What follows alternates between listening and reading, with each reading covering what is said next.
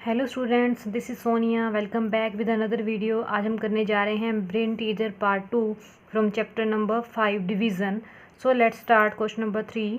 Right two division fact 4। आपके पास कुछ numbers यहाँ पे आपको दिखाई दे रहे होंगे। आपको इनके two division fact find out करने हैं। क्लियर। तो फर्स्ट हमें दिया हुआ है 8 divided by 9 is equal to 72। तो डिवीज़न फैक्ट में आपको क्या बताया था कि पहले नंबर पर हम क्या लिखते हैं, डिविडेंड लिखते हैं। क्लियर। तो उसको हम जिस नंबर से डिवाइड करते हैं उसे क्या बोलते हैं, डिवाइज़र। और उसके बाद जो रिमेनिंग आता है वो हमारा आंसर हो जाता है, जैसे हम क्वेश्चन पे कह देते हैं। और अगर कुछ हमारा रिमाइंडर बचता है यानी कंप्लीट डिवाइड नहीं होता तो उसको हम रिमाइंडर को आर लिख देते हैं। तो अब हम बात कर लेते हैं a divided by 9 is equal to 72। तो जब भी इस तरीके से नंबर्स आपको दिए होंगे तो ध्यान रखना है जो डिविडेंड होगा वो सबसे बिगर नंबर होगा। अब ये 3 नंबर्स में से 72 सबसे बिगर है, तो ये हमारा 72 आ जाएगा। एक मल्टी यहाँ पे आ जाएगा डिवाइड का साइन। अब देखो नंबर दिखाई दे रहे हैं दो आपको, 8 और 9। तो पहले हम यहाँ पे 8 लिखेंगे, तो 72 को जब 8 से डिवाइड करेंगे तो कितना आ जाएगा, 9। इसी तरीके से जब हम इसका दूसरा डिवीजन फैक्ट लिखेंगे तो अगेन हमने 72 पहले ही लिखना है, लेकिन यहाँ पे जहाँ पे हमने 8 लिखा था अब वहाँ पे क्या लिख देंगे, 9 लिख देंगे। और इज इक्वल टू में आंसर कितना आ जाएगा आपका, 8। So now move to the B part. Now again बिल्कुल सेम वही मेथड हम अप्लाई करेंगे। 24 बिगर है तो पहले हम क्या लिख देंगे यहाँ पे 24 डिवाइडेड बाय, पहले 3 आएगा तो आंसर कितना आ जाएगा, 8। सिमिलरली 24 डिवाइडेड बाय, अब हमने 3 ऑलरेडी यूज़ कर लिया था पहले, अब हम क्या यूज़ करेंगे, 8।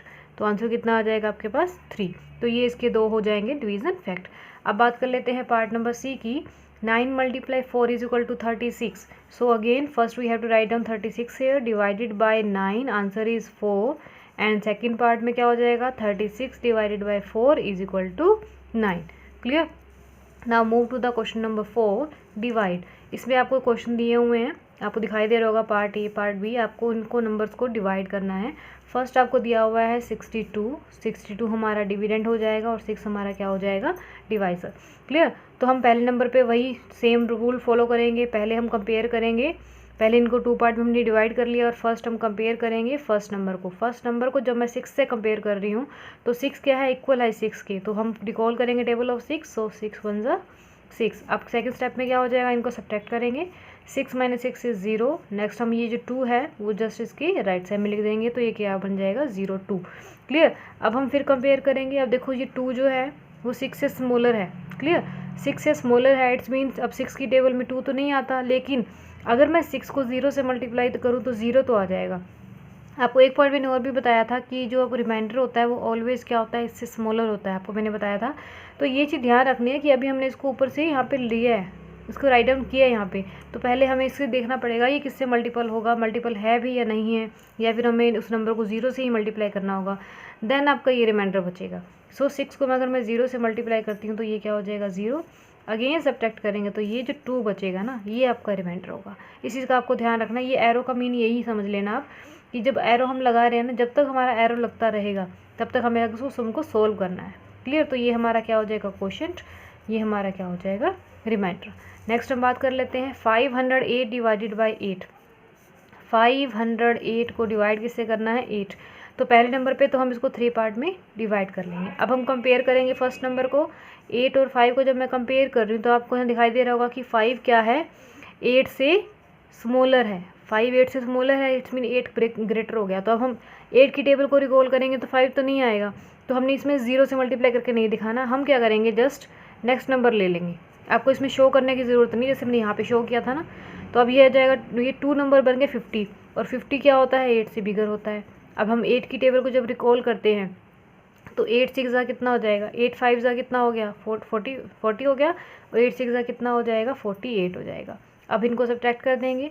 10 minus 8 is 2 and 4 minus 4 is 0। Now आपको ये एरो का निशान दिखाई दे रहा है, हमने एरो का मतलब है कि इस नंबर को हम यहाँ राइट डाउन करेंगे।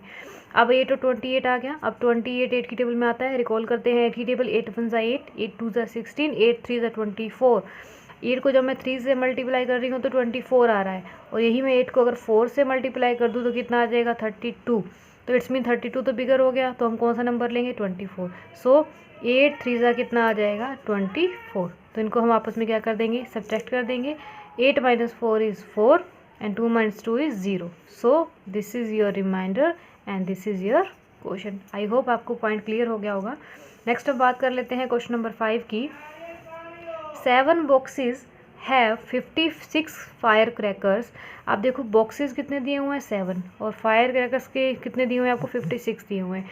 दे are equally distributed in each box, मतलब कि हमने ये जो 7 बॉक्स है ना उसमें इक्वली डिस्ट्रीब्यूट कर दिया है इसको। How many fire crackers are there in 1 box. तो जब भी बात आती है 1 बॉक्स की, ध्यान रखना है आपको, ये इसके मेन पॉइंट्स हैं कि आपको कैसे पहचानोगे एग्जाम में कि डिवीज़न करना है, मल्टीप्लाई करना है। देखो 7 बॉक्सेस थे, हमें 1 का बताना है, यानी कम हो रहा है ना, जब कम हो रहा है तो इट्स मीन हम क्या करेंगे, डिवाइड करेंगे। तो अब हम राइट डाउन कर लेते हैं इसकी statements. So 7 boxes have number of fire cracker, कितने हैं 7 boxes have number of fire crackers, कितने हैं आपके पास दिए हुए 56। क्लियर। तो आपको बताना है 1 बॉक्स में, 1 box has number of fire crackers, तो कितने हो जाएंगे, आप क्या करेंगे 56 को किससे डिवाइड करेंगे, हम 7 से डिवाइड करेंगे। तो 1 बॉक्स के पास निकालना है तो हम 7 से इसको डिवाइड करते हैं। 56 को जब आप 7 से डिवाइड करेंगे, 7 8 का क्या होता है 56, सब्ट्रैक्ट कर देंगे 0 0। So this is your question आ गया। तो हम क्या लिखेंगे, 1 box has how many crackers, 8 fire crackers. Clear. Next हम बात कर लेते हैं क्वेश्चन नंबर 6 की। A man's monthly salary is ₹9450, find his yearly salary, यानी कि उसकी एक मंथ की सैलरी कितनी है 9450 और आपको बताना है फाइंड हिज ईयरली, यानी कि एक साल की सैलरी। अब देखो मैंने लास्ट क्वेश्चन में आपको जो बताया था ना कि वहाँ पे था 7 से पूछा था 1। अब इस क्वेश्चन में देखो 1 मंथ ये तो बता दी है, लेकिन आपसे एक साल की पूछ ली, यानी कि एक से ज़्यादा हो गया, यानी 1 से क्या बता दिया अब 12, क्योंकि ये एक साल में। तो हमें बताना है, देखो कम से क्या हो रहा है, ज़्यादा हो रहा है, तो अब हम क्या करेंगे इसमें मल्टीप्लिकेशन। तो इस तरीके से आपको क्वेश्चन को पहचानना है कि करना क्या है। तो पहले हम बात करते हैं 1 ईयर की। तो 1 ईयर में मंथ कितने होते हैं, 12 मंथ्स होते हैं, ये तो आप सबको पता ही है। नेक्स्ट हम बात कर लेते हैं 1 मंथ सैलरी क्या है। तो 1 मंथ सैलरी कितनी है, 1 मंथ सैलरी कितनी दी हुई है आपको ₹9450 और 12 मंथ में बतानी है। तो 12 मंथ्स मैन सैलरी क्या हो जाएगी, हम क्या करेंगे 9550 को मल्टीप्लाई किससे कर देंगे 12 से, तो ईयरली सैलरी आ जाएगी। तो पहले हम मल्टीप्लाई कर लेते हैं 9450, मल्टीप्लाई करेंगे इसको 12 से। मल्टीप्लिकेशन के रूल्स हमें पता ही है कि पहले हम 1 नंबर को इन सबसे मल्टीप्लाई करेंगे। तो 2 multiply by 0 is 0, 2 5 10 carries 1, 2 4 8 + 1 is 9 and 2 9 18। Clear. Next बात कर लेते हैं हम सेकंड प्लेस की, यानी 10th प्लेस की। 1 × 0 is 0, 1 × 5 is 5, 1 × 4 is 4 and 1 × 9 is 9। Next step है हम इनको ऐड करेंगे। 0 + 0, इस क्रॉस का मीनिंग 0 है। मैंने आपको बताया था कि जब भी हम 10th नंबर से मल्टीप्लाई करेंगे 10th का मीनिंग होता है 10। क्लियर। इसलिए हम यहाँ पे ये इस क्रॉस को यूज़ करते हैं, चाहे आप इनकी जगह पे 0 भी यूज़ कर सकते हैं। 0 + 0 is 0, 0 + 0 is 0, 9 + 5 is 14 carries 1, 1 + 8 is 9, 9 + 4 is 13 carries again 1, 1 + 1 is 2, 2 and 9 is 11। So yearly salary क्या आ जाएगी, ईयरली सैलरी इज़ रुपीज़। अब देखो इनको हम करेंगे तो ये कितना हो जाएगा, देखो कि हम काउंट कैसे करते हैं इनको, ये आपको सिखाया हुआ था पहले। हम जब इंडियन सिस्टम की बात करते हैं तो 3 के बाद हम कॉमा लगाते हैं, देन उसके बाद 2 के बाद हम कॉमा जनरेट करते हैं। तो ये बन जाएगा 1,13,400, 1,13,400 रुपीज़ ऑलरेडी मैंने लिख दिया, सॉरी। क्लियर।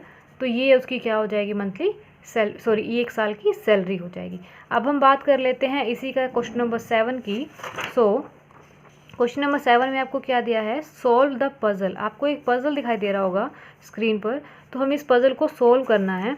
तो अब देखो इस क्वेश्चन में देखो डिवीज़न और मल्टीप्लिकेशन दोनों को यूज़ किया गया है, तो आपको ध्यान रखना है कि हम कैसे सोल्व करेंगे। अब देखो स्टार्ट करते हैं हम, 6 × 3 तो क्या हो गया 18, ये तो करेक्ट हो गया। 18 को जब 2 से डिवाइड किया तो क्या आ गया 9 आ गया। 9 को 4 से मल्टीप्लाई करेंगे तो क्या आएगा, 9 मल्टीप्लाई 4 करेंगे तो कितना आ जाएगा, यहाँ पे आ जाएगा आपका 36। क्लियर। अब ये 36 को जब आप 6 से डिवाइड करेंगे तो कितना आ जाएगा, 6 आ जाएगा।